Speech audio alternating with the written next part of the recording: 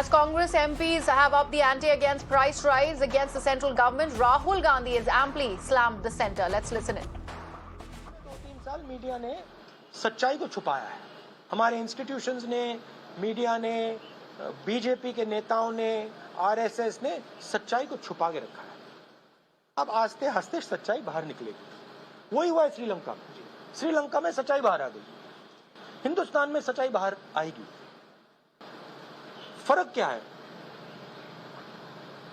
हिंदुस्तान को बांटा भी गया है. हिंदुस्तान में अलग अलग ग्रुप्स बना दिया. पहले ये एक देश हुआ करता था. अब अलग अलग देश के अंदर अलग अलग देश बना दिया है. एक इन लोगों का देश, दूसरा इन लोगों का देश, तीसरा इन लोगों का देश, और इन सबको एक दूसरे से लड़ाया जाता है. तो जब ये दर्द आएगा तो हिंसा आएगी. अभी मत मानो मेरी बात, अभी मत मानो. 2-3 साल रुक जाओ. सत्ता पक्ष ये कह रहा है कि ये जो इलेक्टोरल मैंडेट है वो एक तरह से उनको इस बात का मैंडेट देता है जो पॉलिसी सरकार लेके आ रही है, या petrol, diesel, LPG. Electoral mandate क्यों नहीं विपक्ष के साथ है? क्या आप लोग देश की जनता को कन्विंस करने में because there is 100% total domination of the instruments of communication of this country. Media is 100% controlled. CBI, ED, these institutions suppress the conversation. Other institutions block the conversation. Loudspeaker सरकार के हाथ में है. पहले क्या होता था? लाउडस्पीकर सरकार के हाथ में होता था, ऑपोजिशन के हाथ में होता था. कभी समाजवादी के पास चला जाता था, कभी कांग्रेस के पास चला जाता था, कभी बीजेपी के पास, बीएसपी के पास. अब क्या है?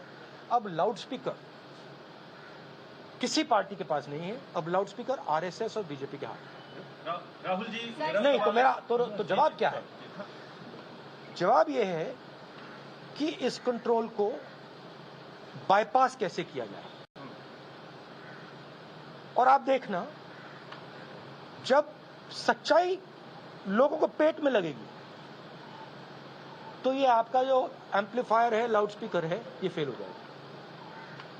राहुल जी, आखिरी सवाल है. हाँ जी, राहुल जी, अभी हाल में ही शरद यादव जी शामिल हुए थे आरजेडी में. तेजस्वी यादव ने कहा था कि विपक्ष की पार्टियों को एक साथ आना चाहिए. ठीक है, राष्ट्रपति चुनाव को लेकर अभी आप लोगों ने तय नहीं किया है.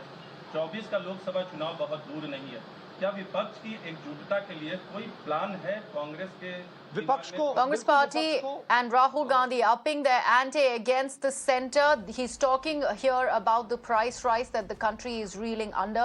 He is making it amply clear that the situation in India is no different from what we are currently seeing in Sri Lanka, and it is going towards a crisis. So much similar to what Sri Lanka is witnessing at the moment. He has also spoken about the economic situation, calling it unimaginable, and also about the job structure in the country that is shattered at the moment.